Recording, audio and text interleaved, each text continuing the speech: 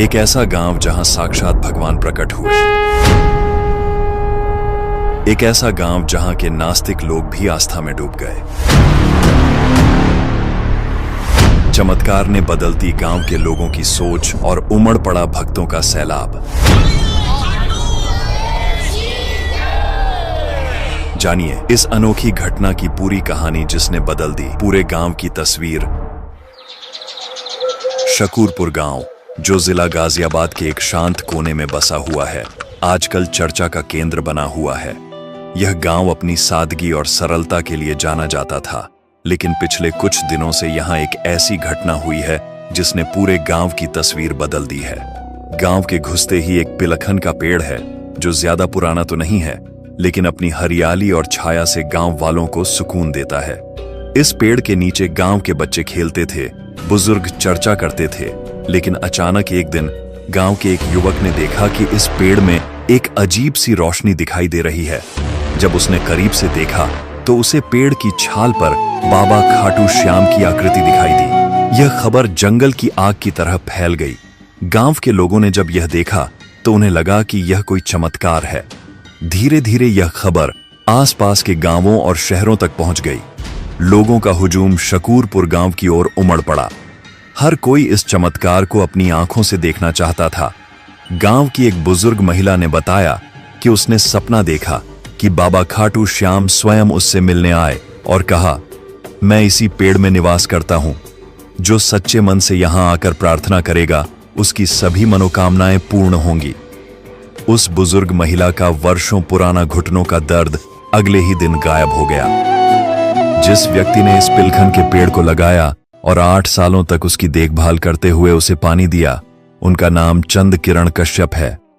वे काफी समय से गंभीर बीमारियों से जूझ रहे थे, लेकिन जैसे ही पेड़ पर बाबा खाटू श्याम की दिव्य छवि प्रकट हुई, चमत्कारिक रूप से उनकी सभी बीमारियां भी दूर हो गईं।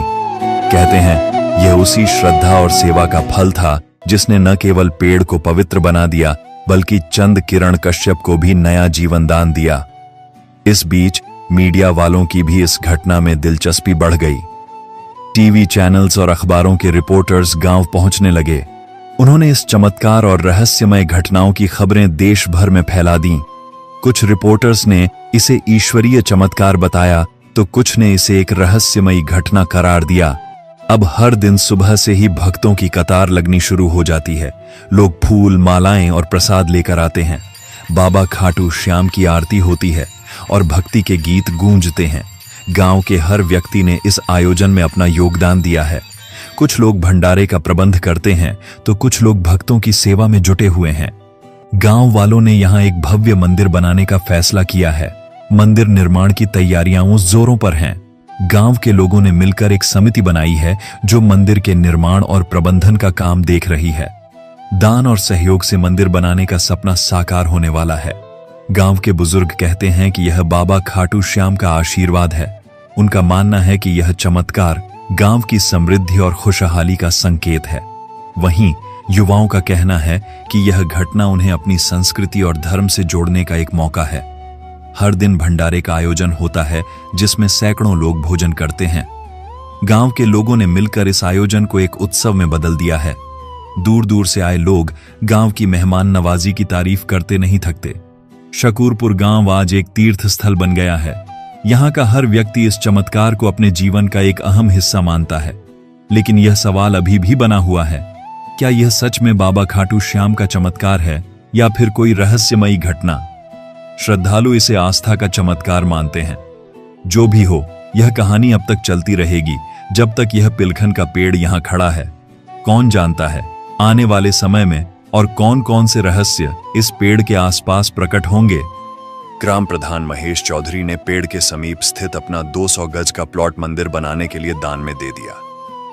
10 मार्च को मोदी नगर के महेंद्रपुरी खाटू श्याम मंदिर से ग्राम शकूरपुर तक पैदल निशान यात्रा निकाली जाएगी, जिसमें लाखों लोग शामिल होंगे।